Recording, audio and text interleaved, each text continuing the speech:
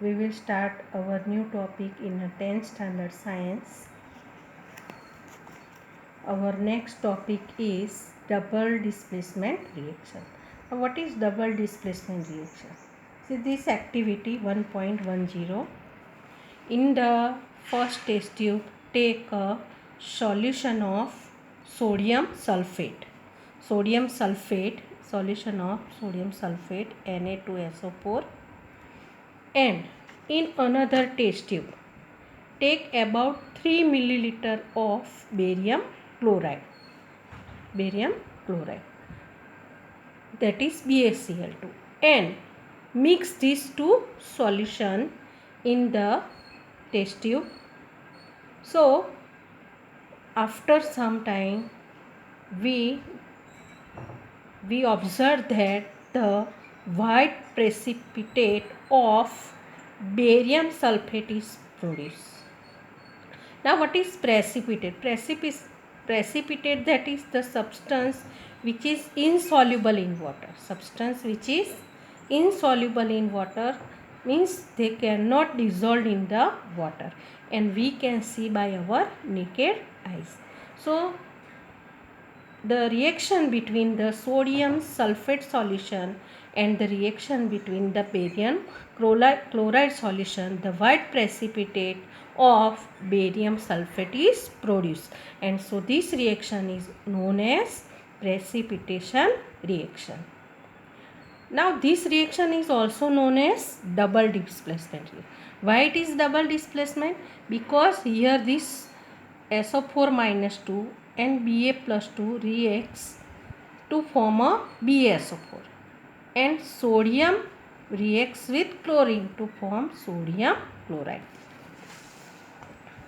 So double displacement reaction, that is a reaction of sodium sulfate, that is Na2SO4 solution, so it is right in aqueous form, barium chloride, that is BaCl2, to form BaSO4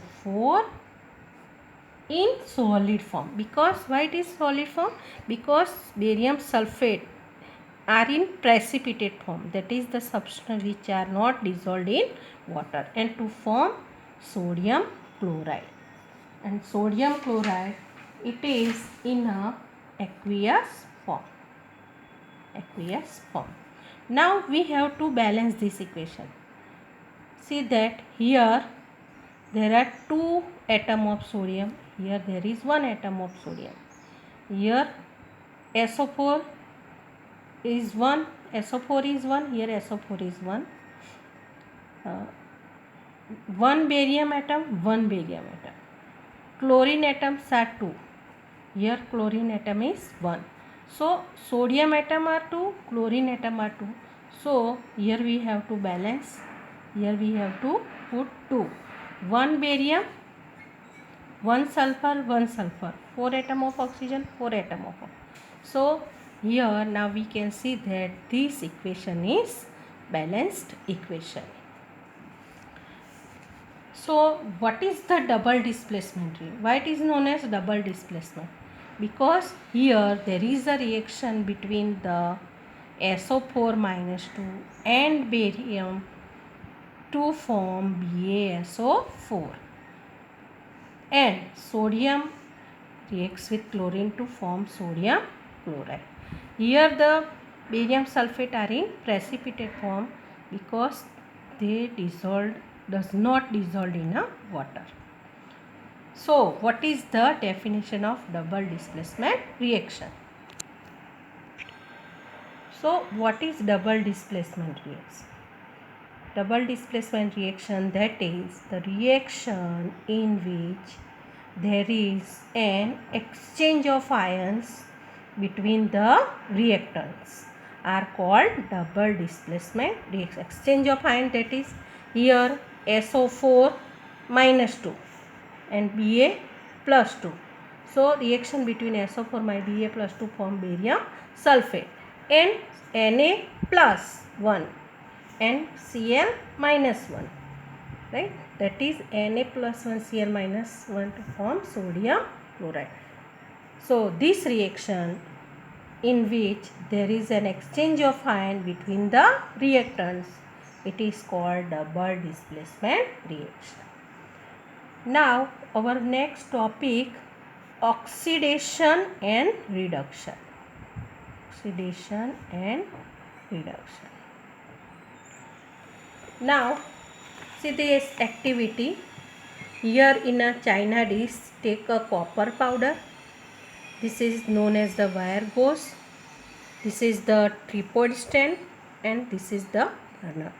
So when we heat this copper powder mostly it is in a reddish color, but when it is heated then its color is changed and the black substance is formed. This black substance, it is copper oxide. That is when copper powder is reacts with oxygen. Okay, copper is heated. Here we have we can see that when copper powder is heated by using burner, so the black substance is obtained and this black substance is copper oxide. So copper reacts with the oxygen to form copper oxide. Now we have to balance. Here one atom of copper, here one atom of, but here two atom of oxygen, one atom of oxygen. So we have to balance the oxygen atom. Now here two copper atom, but here one copper. So we have to also balance the copper atom. So now this equation is balanced. Now if hydrogen gas is passed over this heated material copper oxide. Hydrogen is passed. Now when the hydrogen is passed over this heated material copper oxide, then this black substance copper oxide turns into brown color due to the reverse reaction. Reverse reaction, that is here copper is released and water is formed. Now when a substance reacts with oxygen to form oxidation,